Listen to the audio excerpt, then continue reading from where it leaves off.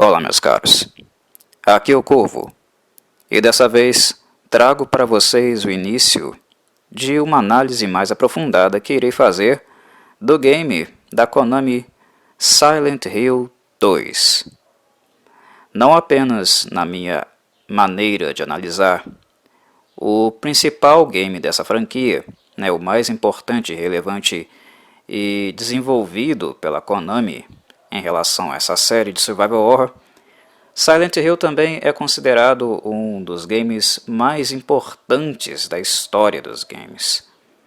Digamos que Silent Hill introduz à cena gamer e à indústria elementos que anteriormente não haviam sido tratados e retratados da forma tão intensa como foram expostos e trabalhados nesse game.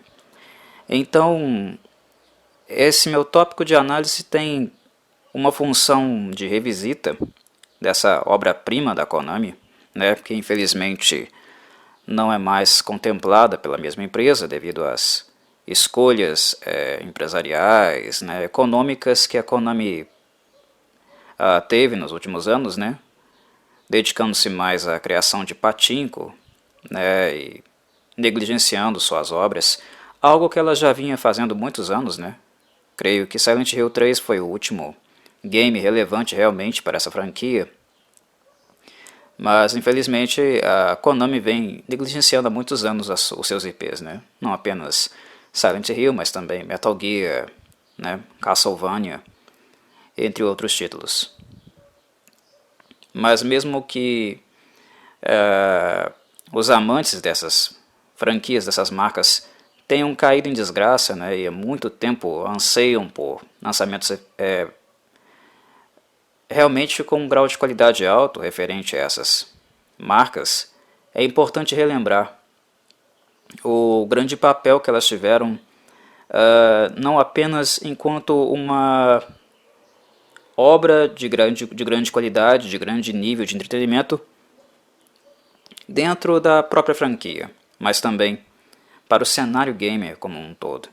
E Silent Hill foi uma dessas obras, porque o primeiro game já introduz muito isso, que é justamente inserir no survival horror, na narrativa de um gamer, elementos dramáticos, emotivos, e que trabalhem de alguma forma também com conceitos de saúde mental. Personagens que realmente façam, através de suas vivências, do seu background, façam a inserção do jogador em um mundo próprio, com regras próprias, mas que espelha basicamente vários aspectos da existência, da condição humana. E por se tratar de um jogo de horror, Silent Hill se propõe a mostrar-nos aspectos não muito bonitos, da própria natureza humana, e das experiências humanas que nós temos, que nós vivenciamos. Mas é uma obra que espelha muito da realidade, e de uma forma muito dramática, muito emotiva e muito sensível, o que é até curioso se pensarmos que se trata de um jogo de horror. Mas é justamente pelo horror que Silent Hill nos aproxima de experiências com a finitude, com a violência e coisas que nós vivemos cotidianamente de forma crítica, de forma bem elaborada, a ponto de nos fazer nos emocionar, nos sentirmos próximos das personagens, de realmente nos importarmos com elas. O roteiro é sempre muito bem elaborado, cheio de riqueza nesse sentido. E era algo muito, muito novo na época em que foi lançado esse segundo game. O primeiro game já tinha essas características quando ele foi lançado para o PlayStation 1. E na geração seguinte, quando Silent Hill 2 é lançado, ele eleva todas essas características, colocam ela num patamar ainda acima do que já havia sido apresentado antes. Então é um game realmente muito relevante. Pessoalmente, Silent Hill 2 é um game que eu carrego num espacinho muito especial no meu coração, porque foi um dos games que mais me marcaram como pessoa e não apenas como jogador, não apenas como um consumidor de entretenimento, mas como pessoa mesmo. gaming é algo que eu sempre fiz, desde pequeno, muito pequenininho, né? Eu tive o privilégio de poder passar por quase todas as gerações de gaming e vários games me marcaram, mas nunca a ponto de me fazer me emocionar tanto a ponto de derramar algumas lágrimas, né? Entrar alguns ciscos nos olhos, como Silent Hill 2 fez. Foi o primeiro que realmente me marcou profundamente a esse ponto, a ponto de me fazer vir as lágrimas, né?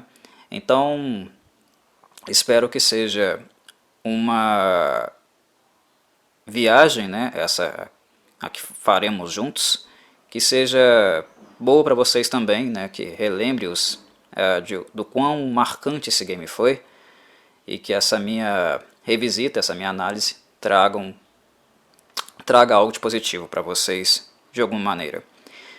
Eu narrei a novel de Silent Hill para o canal há algum tempo atrás.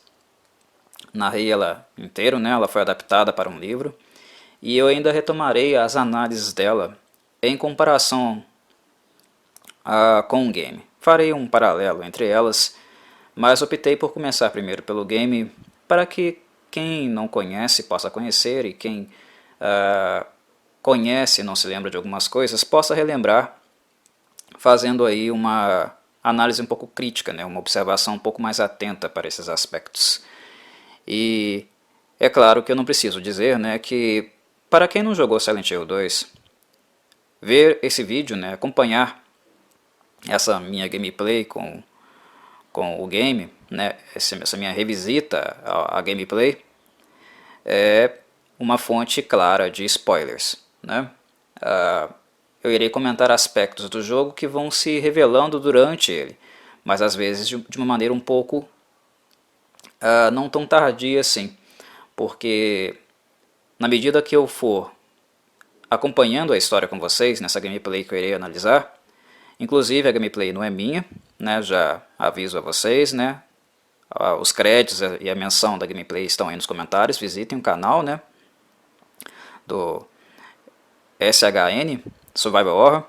As gameplays dele são excelentes, eu tomei uma dele para trabalhar aqui, para analisar para vocês, mostrar a vocês aspectos técnicos e referentes à simbologia narrativa do game, né? Mas visitem o canal dele, curtam o canal dele, né? Apreciem o trabalho dele. E, de preferência, né? Joguem o game primeiro, depois venham aqui e assiste o vídeo. Caso vocês não queiram tomar spoilers muito importantes do game em uma hora indevida. Porque Silent Hill 2 é um game que esconde muito o jogo até o final dele. Da metade para o final que ele começa a se revelar, a explicar a si próprio. Mas eu estarei trabalhando, né, e refletindo sobre toda a mitologia e toda a simbologia que ele apresenta, né, e a densidade dela, já nas primeiras cenas, né, através dos meus comentários. Então é isso, meus caros. Vamos começar? James, honey, did something happen to you? After we got separated in that long hallway?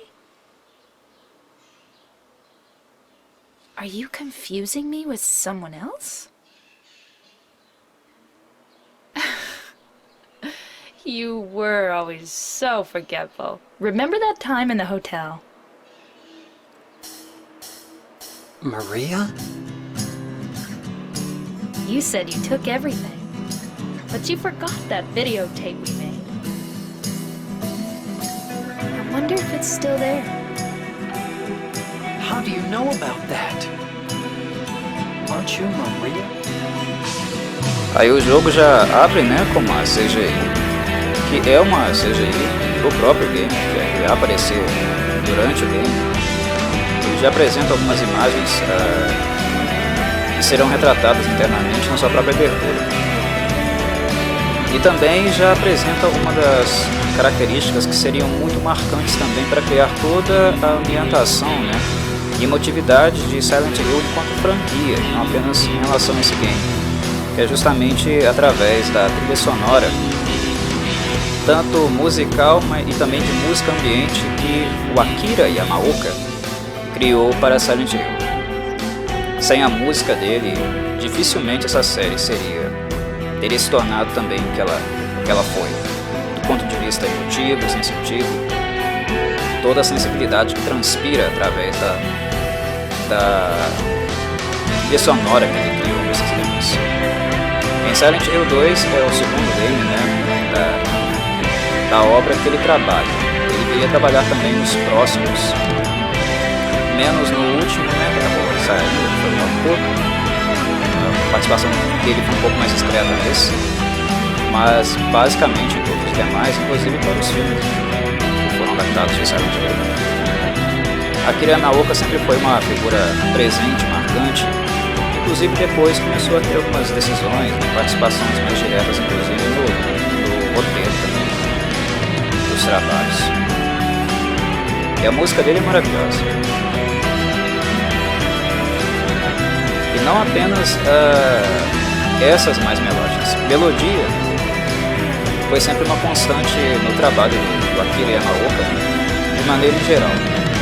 Mas toda a ambientação que ele cria também para Silent Hill, com aquelas músicas mais ambientes, né, voltadas para o horror, para situações de tensão, são todas muito bem feitas. Ampliam muito a imersão do jogador.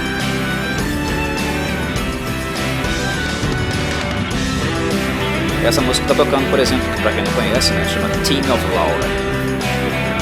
Em Silent Hill 2, o Akira Yamaoka ainda está trabalhando solitariamente com a trilha sonora. Ele não conta ainda com participações especiais de outros artistas como ele. A partir de Silent Hill 3, a presença de vocalistas, né, iria se consolidar ainda mais. Ele já tinha trabalhado com vocalistas anteriormente no Silent Hill 1, mas aqui no Silent Hill 2 ele ainda não conta com uma grande parceira dele, né, que foi Mary Elizabeth McGlynn, a voz feminina para as músicas em Silent Hill. See? I'm real. Mesmo sem a Mary Elizabeth ainda aqui, as músicas são muito boas. E aí o game de fato começa.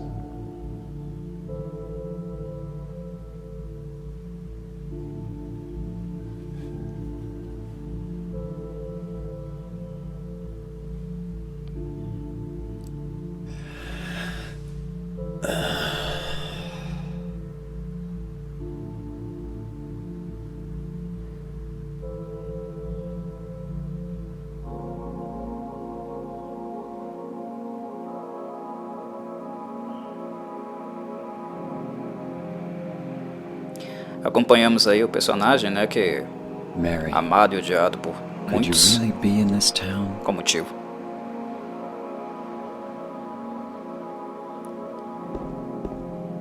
E é a primeira pergunta que ele se faz, né? Mary, você ainda poderia estar nessa cidade? Esse é James Sunderland, né, o protagonista do segundo game. E basicamente ele vai contar, né, basicamente o que aconteceu com ele. Vamos com calma. Talvez não seja exatamente a hora de falar algumas coisas. Mas uma coisa que eu falei em relação a o fato de ele ser amado e odiado com a mesma intensidade por muitos, In my restless dreams, em virtude da dualidade de I see Silent that Hill. town, É um game que trabalha muito com dualidades. Silent Hill. Mas leiam. You promised you'd take me there again someday. But you never did. Well, I'm alone there now. In our special place. Waiting for you.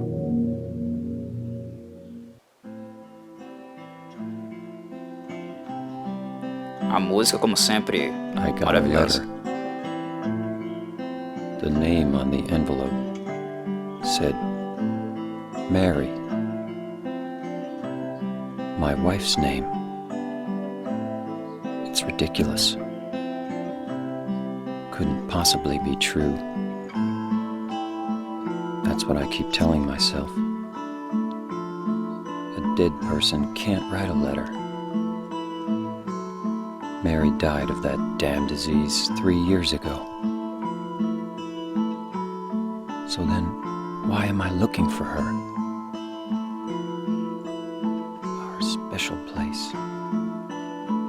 could she mean? This whole town was our special place. Does she mean the park on the lake? We spent the whole day there. Just the two of us, staring at the water. Could Mary really be there? Is she really alive? Waiting for me?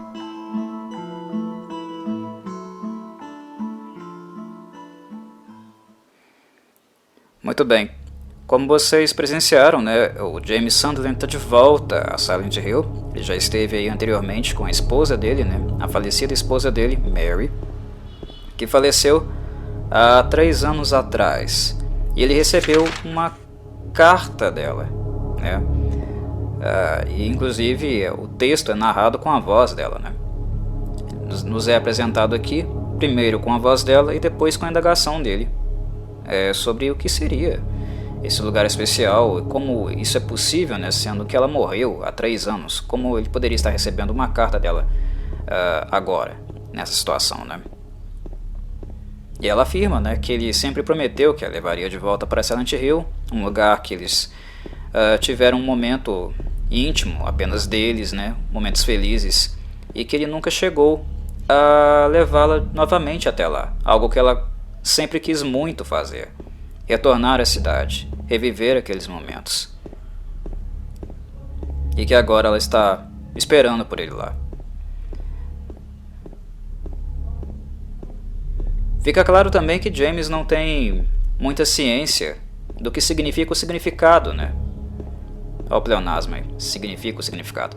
Mas enfim, qual é o sentido que ela deposita nessas palavras, né? Um lugar especial. Que lugar seria esse? É uma característica marcante também do personagem James Sunderland, o bloqueio mental que ele teve em virtude do evento traumático, da perda dela, né? A morte dela foi um evento muito traumático para James, e muitas das suas memórias, elas ou são difusas, né, até mesmo recalcadas, ele recalca para evitar o sofrimento, e muitas coisas ele vai revivendo, né, recordando com o desenvolvimento do game. À medida que o game vai progredindo, algumas memórias vão voltando, sendo expostas a ele, meio que a contragosto, né? Na verdade, Silent Hill o obriga da pior forma possível a lidar com algumas verdades, as quais ele tenta evitar, né, há alguns anos. Como vocês podem ver,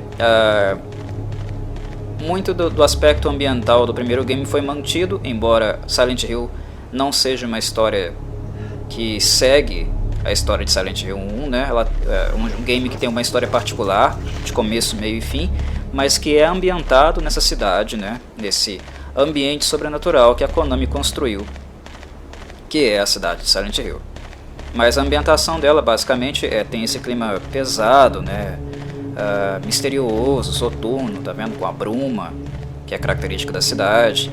É Silent Hill do culto de Samael, né? Onde Alessa Gillespie se ofereceu como sacrifício para a encarnação do Deus, né? Que eles acreditavam ser um Deus que traria o paraíso, mas na verdade não passava de um culto de uma força bastante distorcida, né?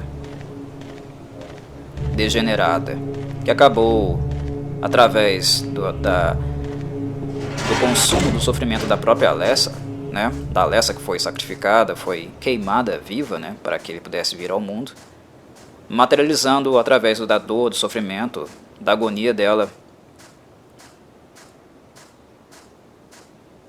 esses aspectos na própria cidade, deixando a cidade amaldiçoada de alguma forma, né? Sobre a influência dessa divindade.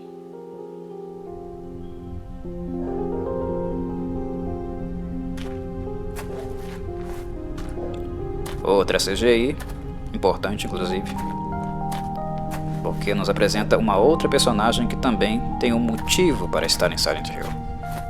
Excuse me, I'm I'm sorry. I No, was it's just... okay.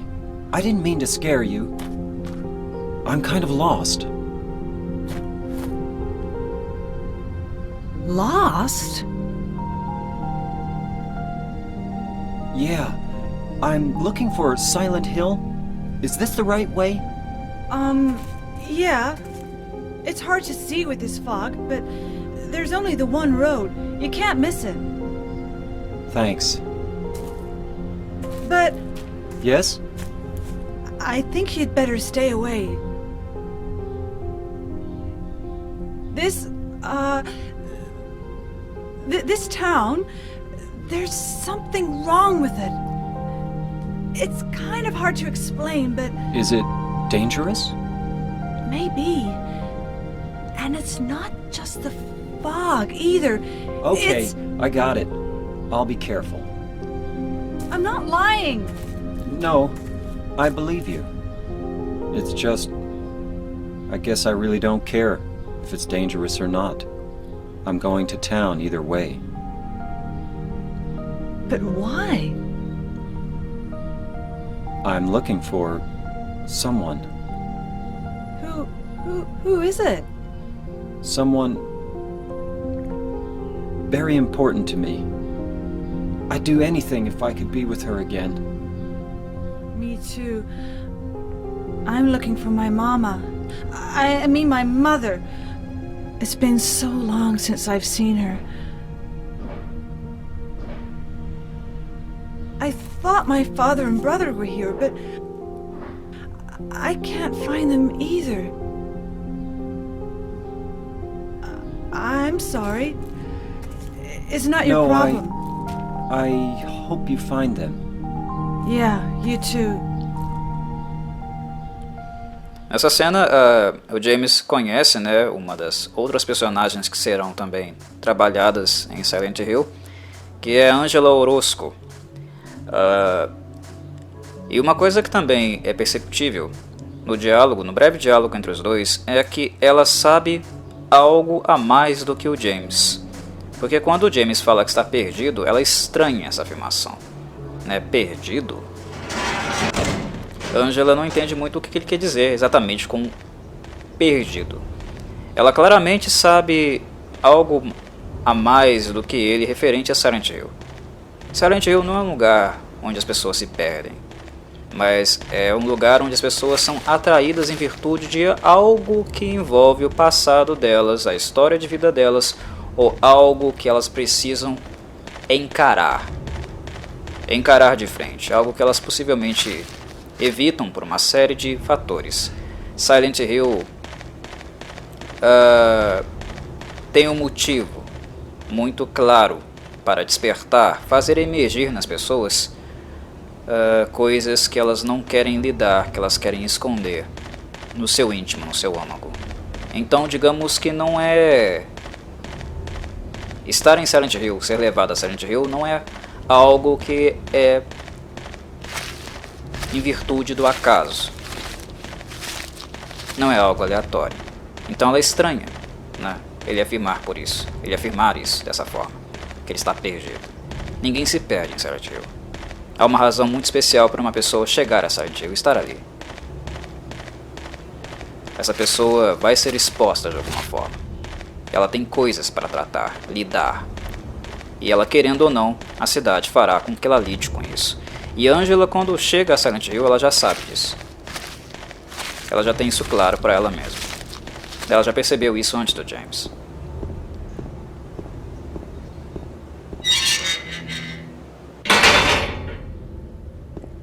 É perceptível também, né, como a Angela é uma personagem mentalmente um pouco sensível, né? Ela pede muito desculpa, é um pouco fechada, um pouco frígida. Ela é claramente uma pessoa que emocionalmente está bem afetada, né?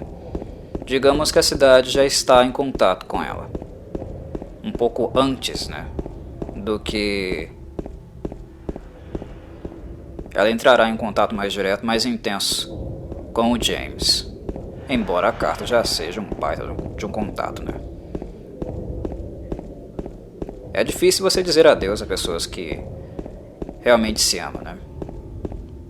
Cair a ficha de que você nunca mais as verá, que não terá contato com elas. Não falará com elas, não escutará o som de sua voz, não terá mais nenhum momento junto a elas. 3 anos, às vezes, não é suficiente para uma pessoa superar isso. Às vezes não se supera para o resto da vida, né? Aprende-se a viver sem a pessoa, mas não necessariamente se esquece, supera-se essa perda. James ainda não superou. E ele está disposto, mesmo em virtude dos anúncios dela, né? Os anúncios de Angela, de que a cidade carrega algo estranho, anormal, muito mais além dessa névoa, dessa bruma que a infesta. Ele não se importa.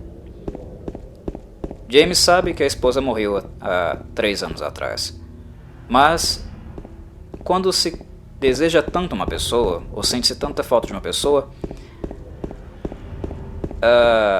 é humano, digamos, dar a possibilidade de uma interrogação. Ou de, no mínimo, entender o porquê, se alguém fez isso, né? Se alguém teve a capacidade de enviar uma carta, mesmo que ela seja falsa, o porquê disso ser feito, né?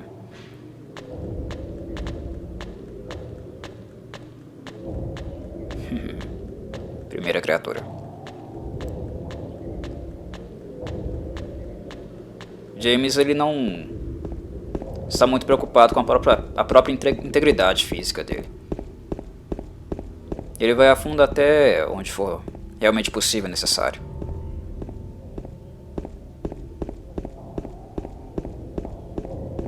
Como eu falava dos aspectos de Silent Hill que foram mantidos para o segundo game, né?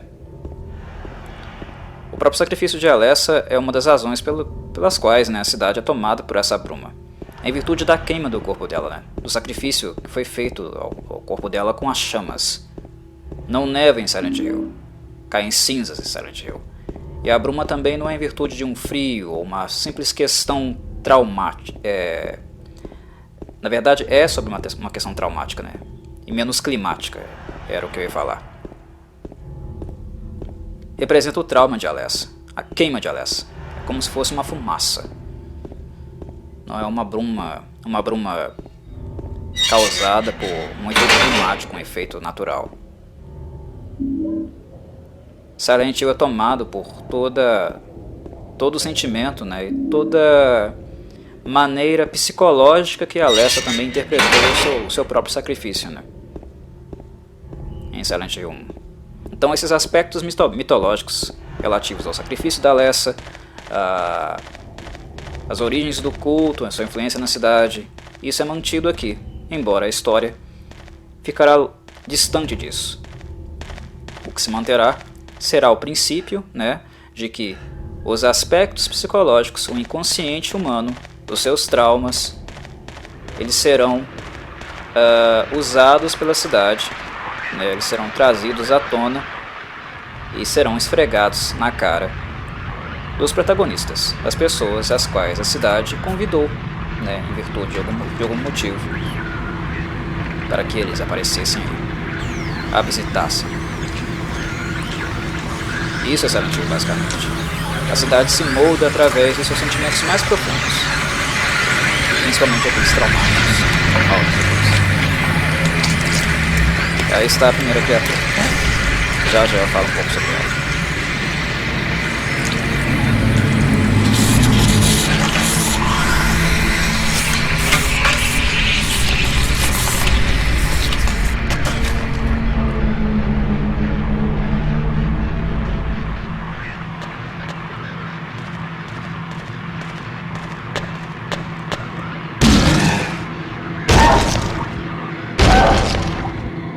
Is it dead? What the hell is it? It's not human. Bem, como eu falava, Silent Hill reflete os aspectos psíquicos. Oh, yeah. Tem muito mais a ver com o personagem, a pessoa que está na cidade, do que propriamente algo natural da cidade. This thing Ela broken? reflete o que está no âmago.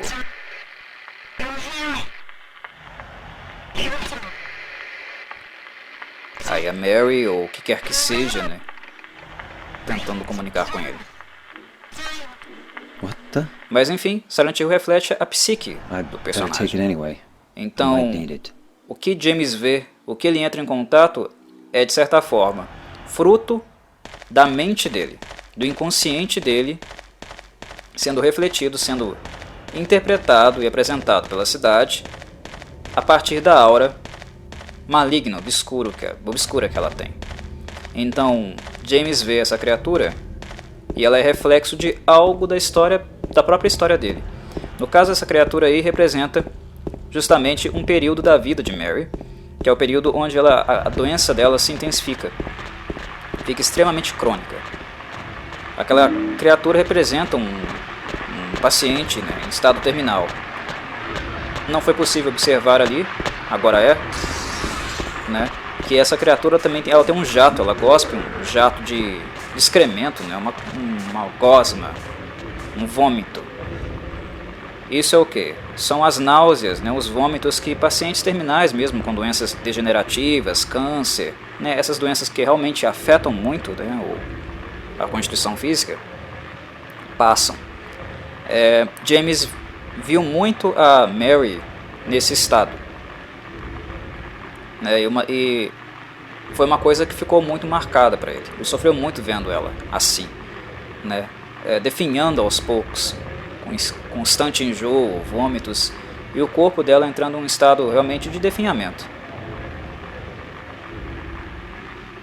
E ela tem esse aspecto também distorcido, né,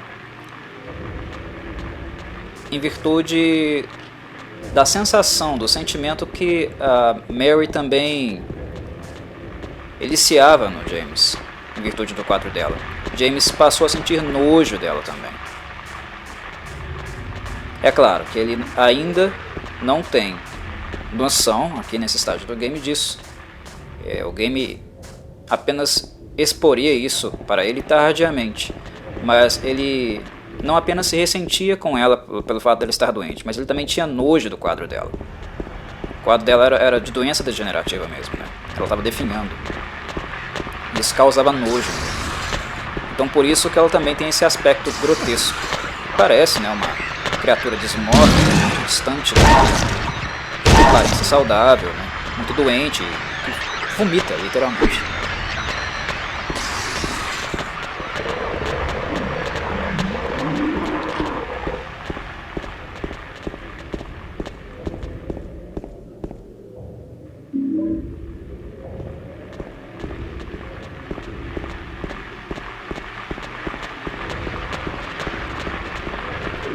Algo que sempre me agradou muito em Silent Hill foi o fato de, pelo menos os primeiros games, sempre serem fiéis com os locais. Basicamente está aí, né, o mapa de Silent Hill. O nome das ruas, os lugares principais. Um lado da cidade é muito retratado nos games, né? E there was a hole here. It's gone now. E voltar a Silent Hill é sempre como se fosse uma volta para casa. Para quem jogou a franquia, acompanhou a franquia nos seus anos dourados, né? Principalmente entre 1 e 3, era como voltar para casa. Ver as lojas de novo, as ruas, os seus nomes, né, sendo mantidos. É uma cidade própria mesmo, um mundo próprio, com suas próprias regras. Isso cria uma sensação também de lugar, de reconhecimento, né, por parte de quem joga. Isso era uma das coisas que eu gostava realmente em Silent Hill. Histórias diferentes, passados diferentes, sentimentos diferentes sendo retratados de uma forma distorcida, né? no mesmo lugar.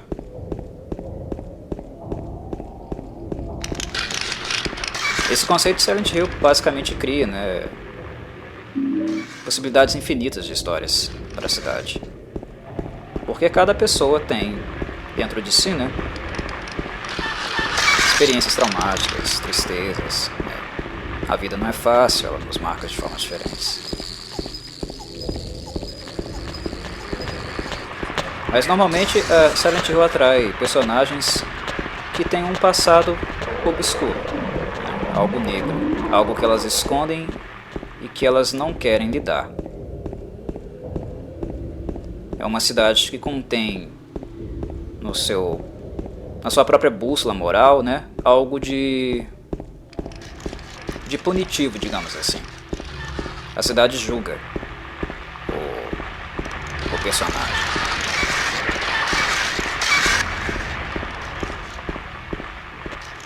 Então, normalmente as pessoas que vão para Silent Hill, né, acabam parando em Silent Hill,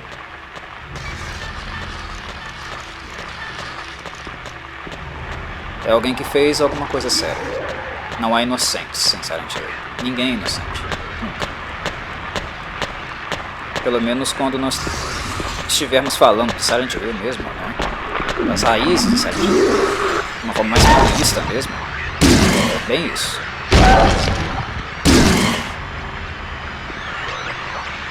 Quando uma pessoa vai para Silent Hill, mas é uma pessoa mais pura, é uma pessoa que não tem grandes delitos, grandes pecados, ou algo nesse sentido, né? Nenhum desvio moral, normalmente a cidade não entra em contato com a pessoa da forma como está sendo, por exemplo, representada aí com o James, né? Com essa bruma, com esses monstros. A cidade simplesmente vai aparentar ser como ela é na realidade. Uma cidade abandonada, cheia de casas velhas, carros apodrecendo, né? Enferrujando, coisas assim. Sem esses buracos gigantescos, né? Que impedem a passagem de um lugar para o outro. Nós veremos acontecer isso nesse game, por exemplo, com a personagem Laura, que vai ser introduzido aqui. Muitas coisas que James afirma presenciar, ver, ela acha que ele tá louco, ele tá maluco. Nada disso existe. E não é porque não existe. Não existe pra ela não vê, porque não faz parte da mente dele. Da mente dela, no caso, mas sim da mente dele. É a Silent Hill dele. Silent Hill afeta as pessoas de maneiras diferentes, individuais. Basicamente isso.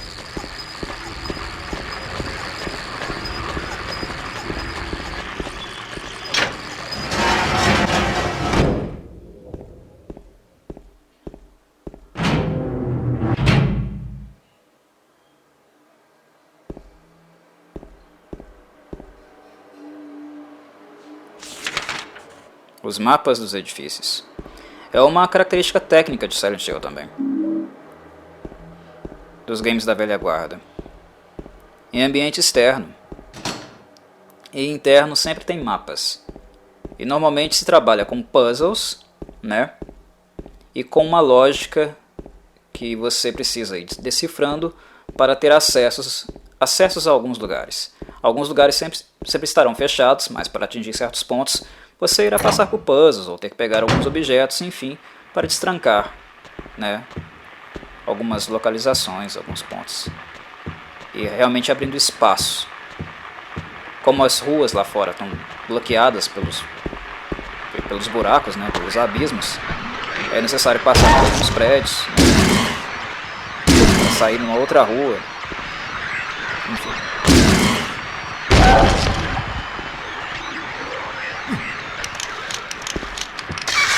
Silent Hill com certeza é um game que nós podemos dizer também que ele é um game de puzzle, né? Além de survival horror. Ele é um game de puzzle, ele explora muito isso. E ele também é um game cartográfico. Essa cena é bastante interessante, porque ela nos apresenta também uma segunda criatura. Tá vendo? Ela é diferente da primeira. Esse aí é o manequim. O que o James vê no manequim, né, no manequim real ali de fora, não na criatura aí que tá na frente dele, né, é a roupa que tradicionalmente a Mary utilizava. Roupas bem leves, né, de cor mais leve, blusinhas, vestidos, roupas que ela gostava de usar, principalmente nos momentos saudáveis da vida dela. Quando eles foram para Silent Hill, foi essa roupa que ela usou.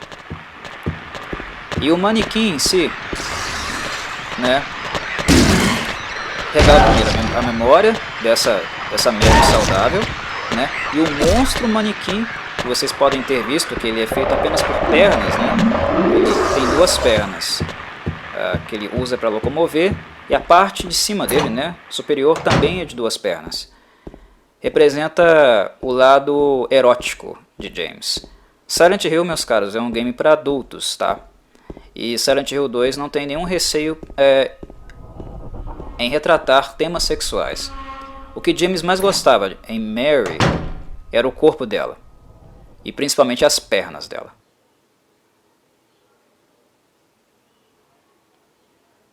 Foi uma das coisas que fez James se afastar um pouco da Mary também, quando ela ficou doente. Ela começou a ficar muito debilitada, né? O corpo dela começou a perder beleza. Ow!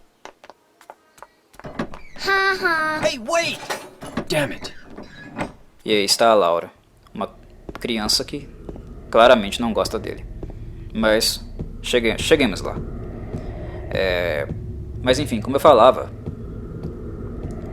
James gostava, o que ele mais gostava na Mary era o corpo dela. E o manequim esfrega isso na cara dele. Ele tá aí pra isso. Para mostrar a ele, lembrá-lo de que o que ele mais valorizou na esposa, durante todos os anos que ele teve com ela, foi o corpo dela. E no momento que ela ficou doente, no momento que ela perdeu a beleza em virtude da doença degenerativa que ela teve, ele começou a se enojar por ela. Ele começou a se afastar por ela. E a ficar ressentido com ela porque ela começou a ficar com a aparência debilitada. O manequim é a expressão do desejo erótico de James, né, pelo culto que ele tinha pelo corpo da mulher.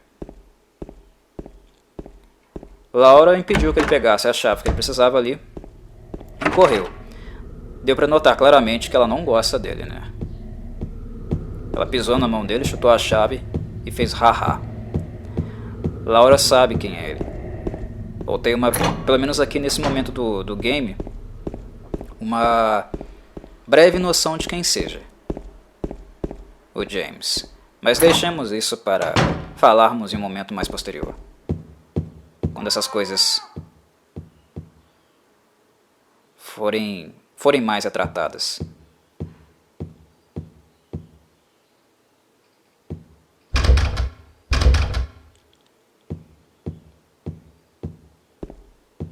Por hora, há 3 pessoas, então, em Silent Hill: James, Angela e Laura. Não serão os únicos. Mas eu só quero lembrar vocês de que prestem atenção nisso.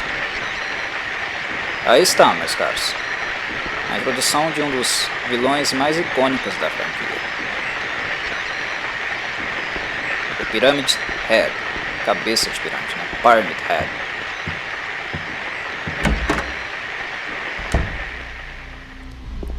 E já digo de cara pra vocês, Pyramid Head só faz sentido no jogo do James. Ele é um monstro da psique de James. Os games que usaram ele posteriormente foi apenas pelo fato dele ser famoso, ele ter ficado famoso.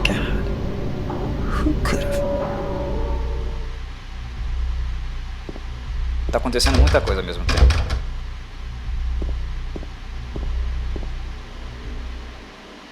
Ele encontrou alguém que foi assassinado ali, né? Morto de frente pra TV.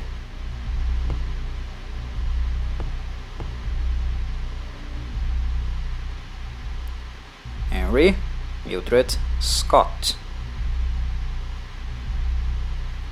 Mas, como eu dizia, Pyramid Head só faz sentido no jogo do James. Ele tem a ver com a psique do James. Eu acho que eu falarei um pouco mais do Pyramid Head mais adiante também. Mas ali foi a primeira vez que James entra em contato com ele. E ele, claro, como todos os monstros, tem um sentido também.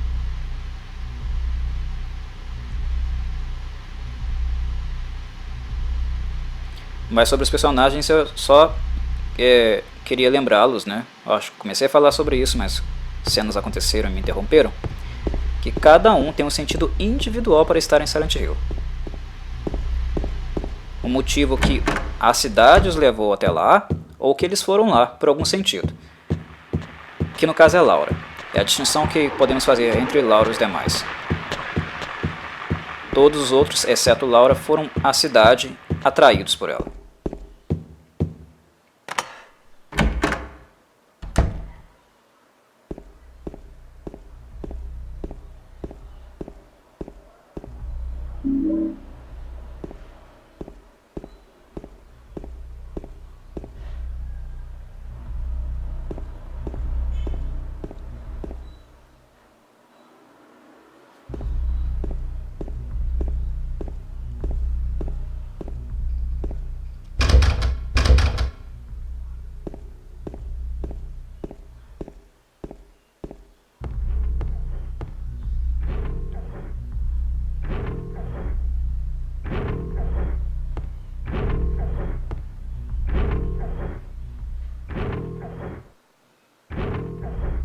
Quando eu falava do aspecto cartográfico em Silent Hill, eu iria mencionar, mas o game sempre vai trazendo elementos e tirando meu foco, que além do cartográfico também, digamos que Silent Hill tem 3 tipos de ambientes do ponto de vista técnico e ambiental, digamos assim. Tem o ambiente cidade, que é um ambiente mais, aspas, natural. Nada em Silent Hill é natural, mas digamos que é o predominante em Silent Hill, que é aquele da bruma, né, da névoa densa, né, do clima decrépito da cidade. Tem o outro mundo, né, que é quando as emoções, aquilo que é mais perturbador na psique das personagens, começa a se manifestar e começa a atacá-los, que é as pessoas costumam chamar de alternativo, né, que a aparência do cenário muda, né, fica bem mais decrépita, enferrujada, queimada, que vai muito entra em contato, né, com a essência, basicamente, que a Alyssa Gillespie trouxe para a cidade, a doença do mal da cidade, através do sacrifício dela. E um terceiro aspecto é a escuridão. Ambientes de escuridão. O breu. Esteticamente são os ambientes de Silent Hill são representados assim, no meio da típica decrepitude que a cidade possui. Uma cidade abandonada, uma cidade fantasma, mas que tem esse aspecto. Mais ou menos esses tipos de ambientes que as cenas são abandonadas.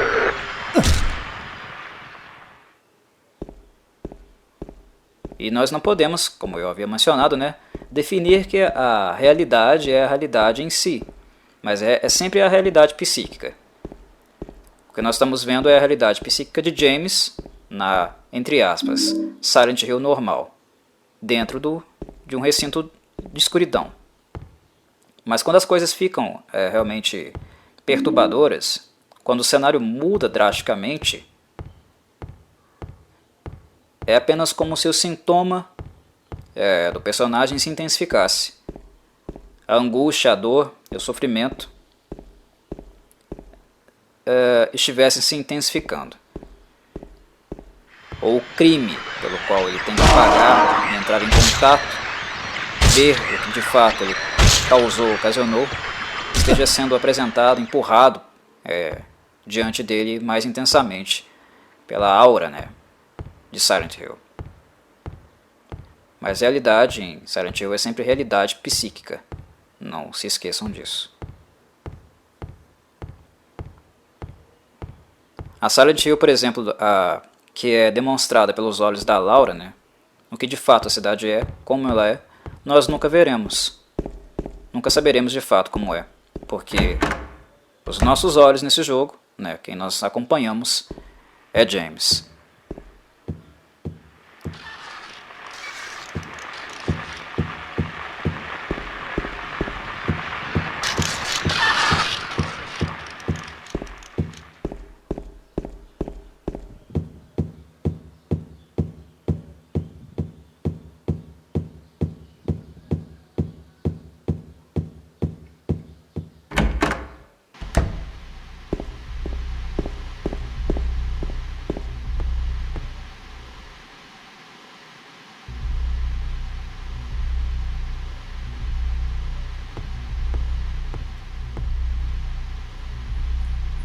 Como eu havia mencionado, é basicamente isso.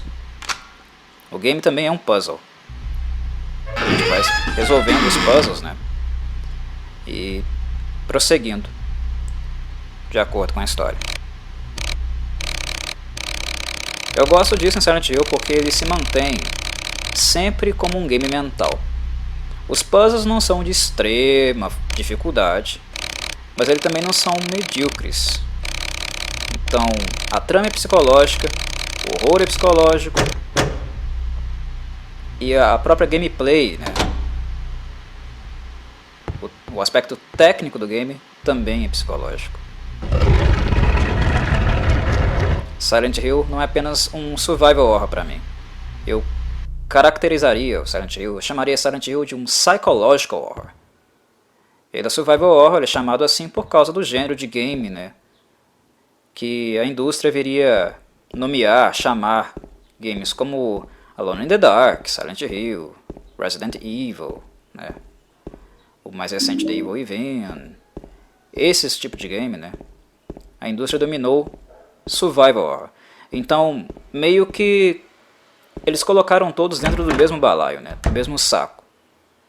Mas não. Eu diria que Silent Hill é um psychological horror. Ele é mais do que um survival.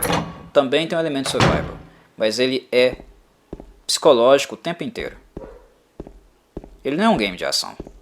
Ele não se propõe a ser um game de ação. Como o Resident Evil é, por exemplo.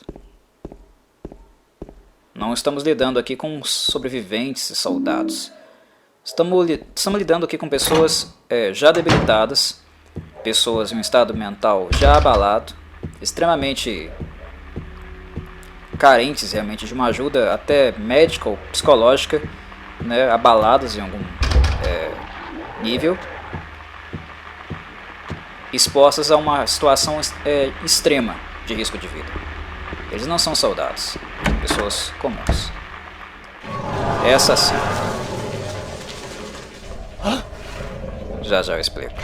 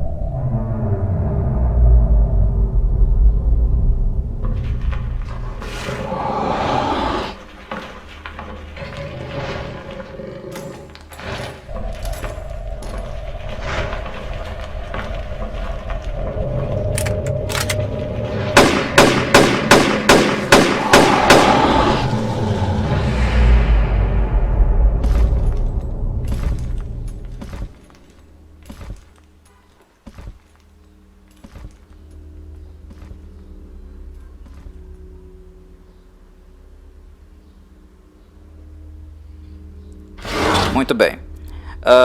O que vocês viram é exatamente o que vocês acham que vocês viram. Não é um problema técnico ou alguma distorção técnica ou incapacidade de realizar tecnicamente uma cena. Não. O que vocês viram foi exatamente o que vocês viram. Pyramid Head estava estuprando os manequins. O que Pyramid Head, de certa forma, e aqui nesse ponto do game, ele tem como função esfregar na cara do James a única coisa que ele se interessava, pelo corpo de Mary. Se o manequim representa as partes de Mary que ele mais gostava, e o interesse sexual nela, Pyramid Head tem a função de julgá-lo. Nós veremos essa criatura se manifestando no jogo basicamente o tempo inteiro nesse sentido. Nós começamos a perceber em Pyramid Head com o decorrer do jogo, né, o seu desenvolvimento, o desenvolvimento da história, que as suas aparições sempre têm a função de julgar ou punir James, esfregar na cara dele uma realidade que para ele talvez não seja tão fácil assim de digerir, ou que ele tente criar uma outra versão, né? Uma outra interpretação desses fatos.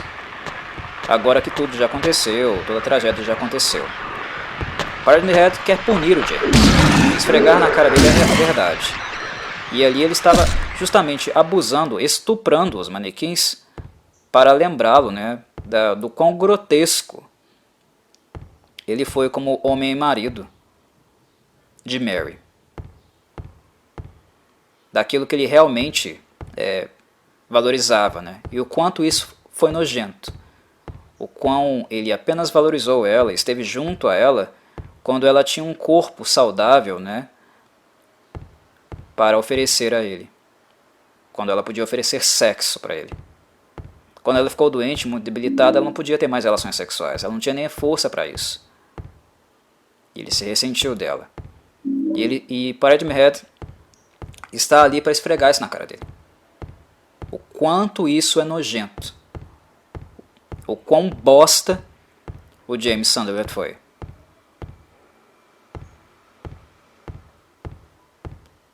Simbolicamente, né, a cena é para ser nojenta.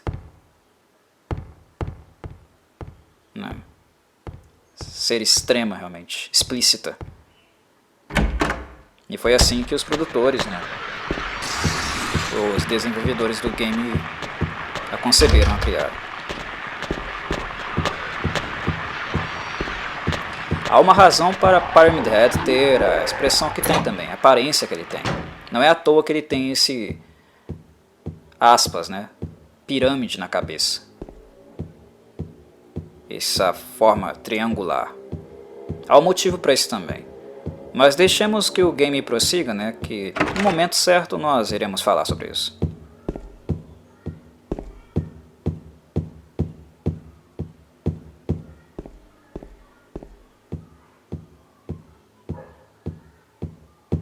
Algo que eu já posso adiantar é que Pyramid Head é um pouco mais agressivo que os demais também, mais intimidador.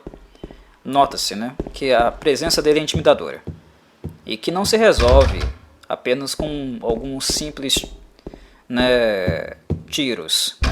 Não são algumas balas que vão parar a criatura. Tanto que James o fuzilou ali, né, descarregou a pistola dele e ele simplesmente foi embora. A presença dele é mais forte, mais imponente, mais intimidadora que das demais criaturas. Porque também é um sentimento mais forte do que aqueles às quais as outras criaturas manifestam. Pyramid Head é alguém que quer punir James porque também ele representa, em última instância, a culpa que James carrega. James carrega uma culpa muito forte, muito pesada. E a densidade, o peso dessa culpa também potencializa aquilo que Pyramid Head é. A criatura que quer puni-lo por esse motivo o qual ele se culpa.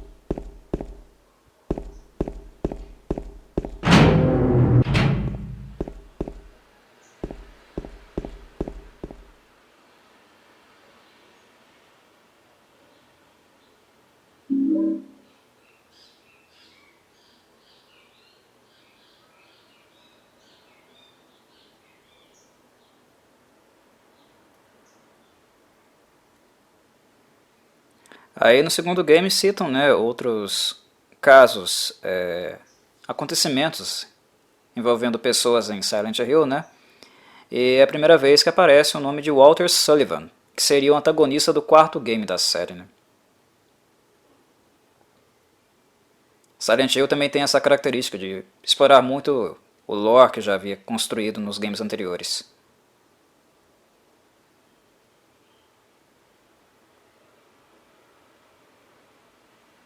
já retrata o Walter Sullivan como alguém perturbado, né? Alguém envolvido em casos de suspeita de crime, distúrbios. Ele viria a ser o principal antagonista do quarto game, como eu havia mencionado. Quarto game que, por sinal, já não é tão bom. Já começa a degringolar a série.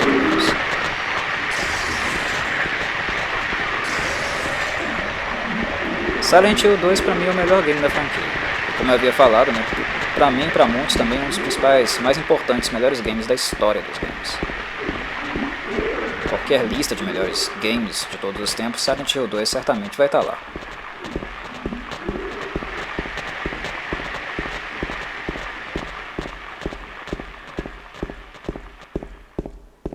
O 1 e o 3 ainda compensam jogar porque mantêm características essenciais, conceituais, né, que ajudaram a moldar esse mundo que é Silent Hill. Os demais é para fãs mesmo, né, para quem quer um pouquinho mais, mas não tem tanto mais esse refino, originalidade que os primeiros tiveram. São histórias um pouco mais fracas, ou até um pouco mais fracas, né, e com muita reciclagem mesmo de elementos que os games já tinham mostrado. Esse aqui é Masterpiece. Esse é obra-prima. O primeiro é um excelente game. É um dos melhores games de PS1. E o terceiro é o game que continua espiritualmente, né, onde o primeiro game parou, a história onde o primeiro parou. Ele basicamente também fecha.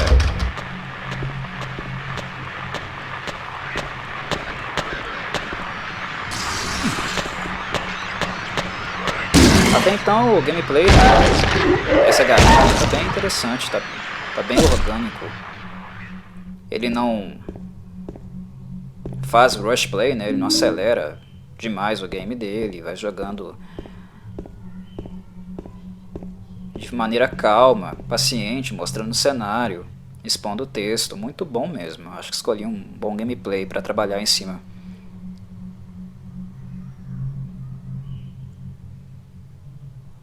Eu dei uma olhada na gameplay antes de trazer ela aqui pro canal, para ver se realmente se encaixava no perfil, mas foi bem rápida, né? Acho que mais ou menos uns 15 minutos. E percebo que eu fiz uma excelente escolha. É uma gameplay bastante natural. Ajuda quem acompanha, né, sentir realmente a aura do game. Claro, não há nada que substitua você pegar o joystick na sua mão e jogar Silent Hill. Sentir-se na pele do James, com a pressão que você passa jogando com ele, a situação dele. Isso é insubstituível. Vocês precisam jogar Silent Hill.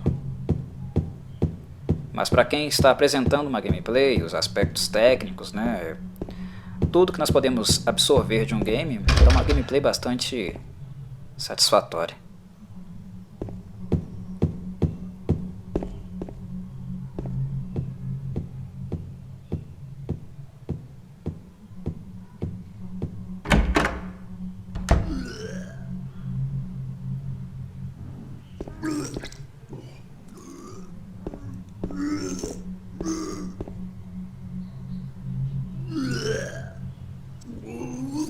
Mais alguém morto.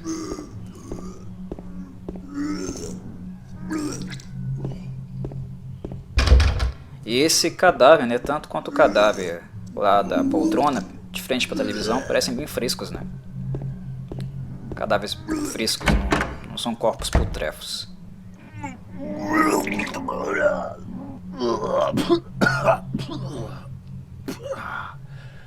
Mais um personagem.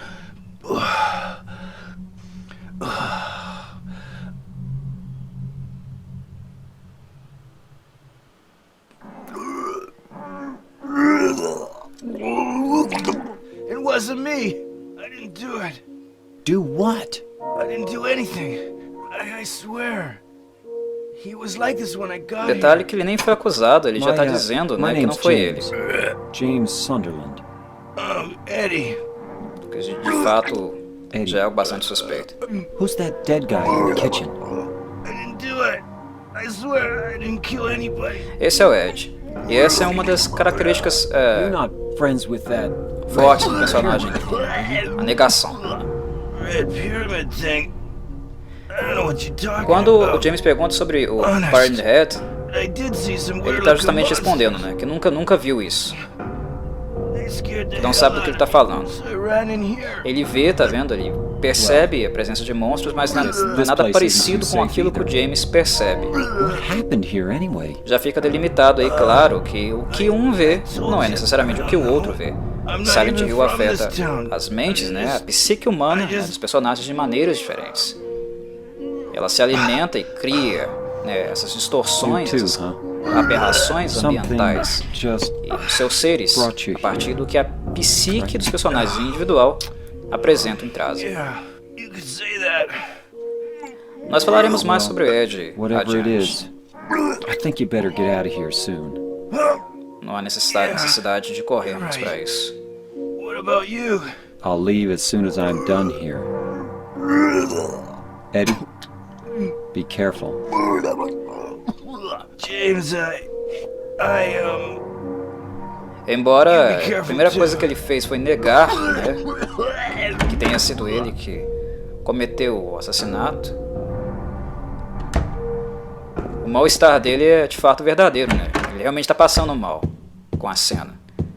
Afetou ele de certa forma. Então, o jogo deixa aberto, né? Foi ele ou não? O cara tá passando mal, pô. Será que foi ele mesmo que fez? Não deixa a coisa tão... Deixa suspeita, né? Mas não deixa tão óbvia assim. Mas isso tem motivo. Eu irei falar um pouco mais adiante sobre isso. Estamos chegando aqui ao fim, né, desse primeiro episódio. Porque eu também não pretendo passar de 1 hora de episódio. Para não deixar a análise, né, muito enfadonha, como eu venho fazendo com outros vídeos. Mas nos próximos episódios nós retomaremos um pouco disso, falaremos um pouco mais. Terminarei aí o vídeo com essa 1 hora mais ou menos de gameplay. Obrigado por assistirem, meus caros, espero que vocês tenham gostado e a gente se vê nos próximos vídeos.